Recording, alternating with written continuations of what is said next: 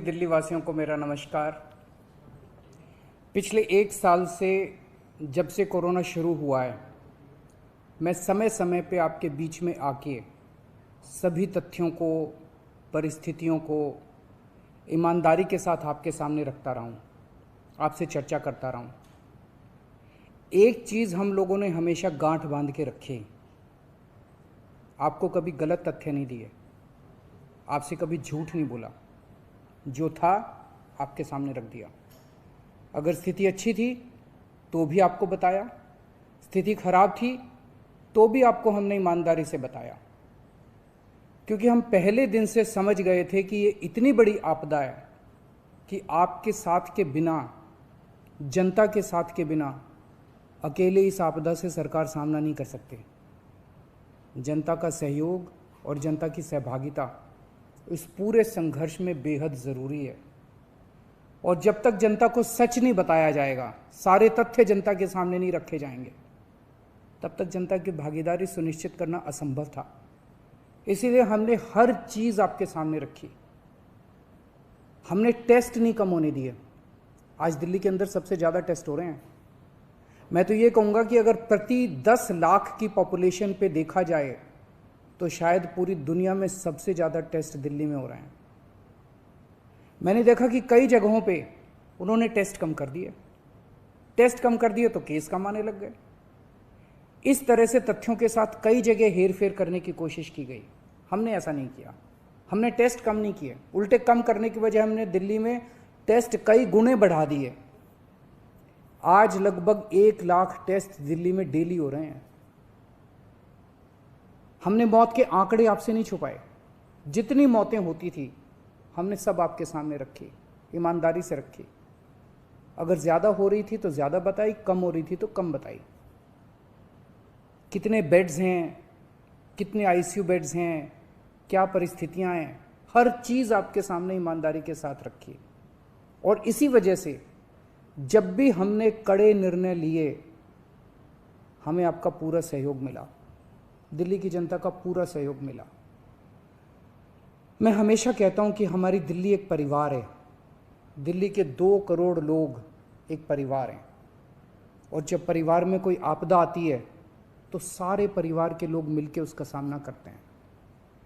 अब भी हम सभी मिलकर इसका सामना करेंगे। पहले भी जीत हुई थी, अब भी जीत होगी। आज दिल्ली में क्या परिस्थिति है?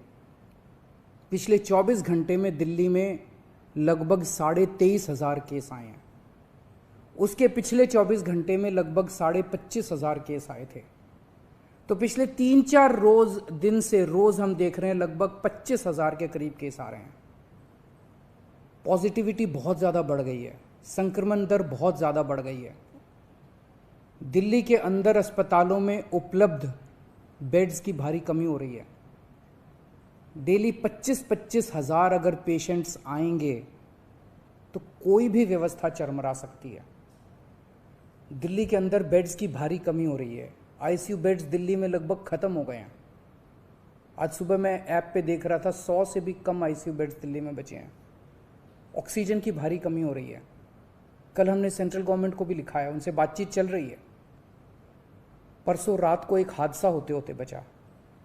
एक प्राइवेट हॉस्पिटल ने हमें बताया कि परसों रात को 3 बजे के करीब उनके अस्पताल की ऑक्सीजन लगभग ख़त्म हो गई।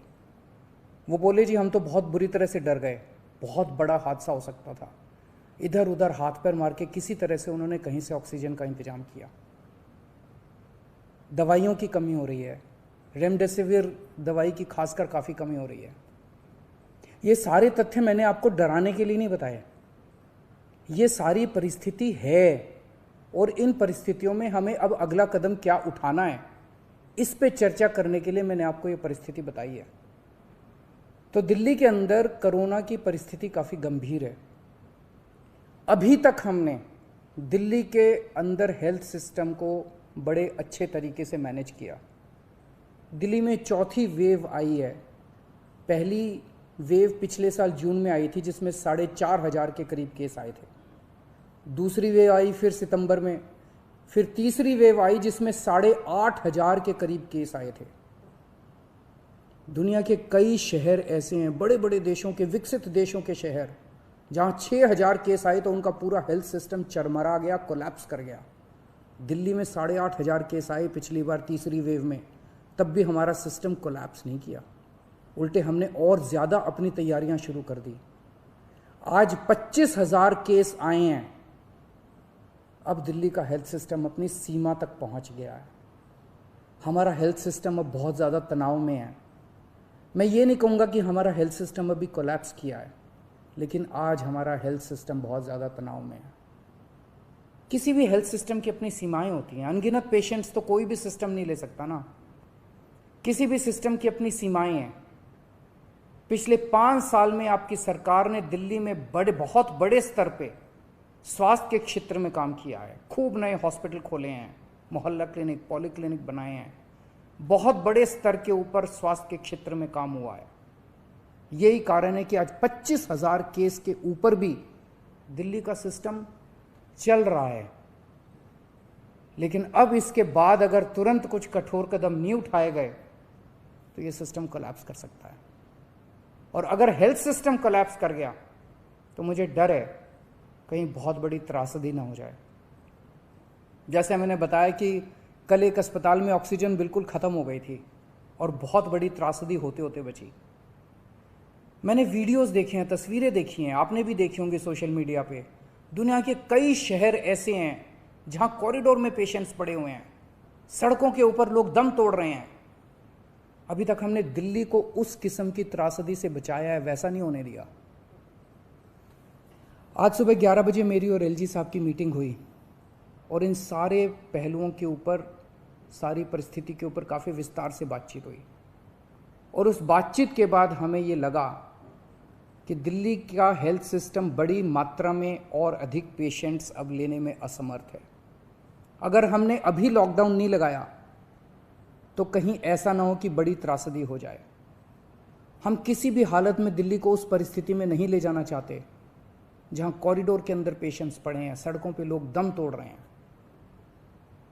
आज सभी परिस्थितियों का जायजा लेने के बाद आपकी सरकार को ये लगता है कि दिल्ली में कुछ दिन के लिए लॉकडाउन लगाना ज़रूरी है।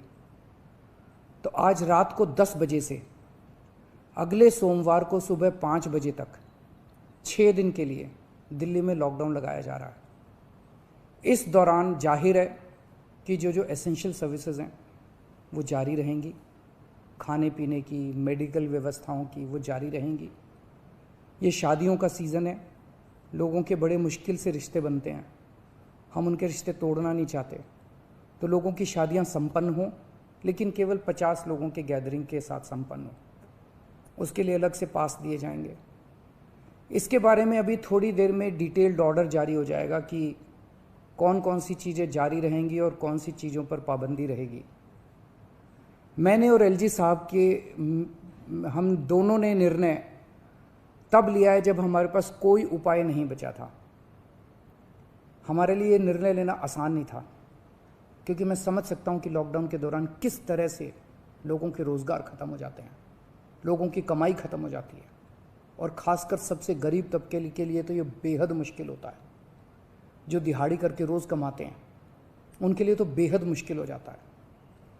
पिछली बार जब देश में लॉकडाउन लगा था, हमने देखा कि किस तरह बड़ी संख्या में प्रवासी मजदूर अपने गांव जाने लगे थे। उनसे मैं ख़ास तौर से हाथ जोड़ के अपील करना चाहता हूँ, ये छोटा सा लॉकडाउन है, 6 दिन का, दिल्ली छोड़ के मत जाइएगा। आपके आने जाने में इतना समय खराब हो जाएगा, इतना पैसा खराब हो जाएगा, इतनी ऊर्जा खराब होती है। दिल्ली में रहिए। मुझे उम्मीद है कि ये छोटा लॉकडाउन है और छोटा ही रहेगा। मुझे पूरी उम्मीद है कि शायद बढ़ाने की ज़रूरत ना पड़े। आप दिल्ली में रहिए। यकीन मानिए, हम पूरी ईमानदारी के साथ सब मिल के लड़ेंगे तो जल्दी इस मुसीबत से छुटकारा पाएंगे।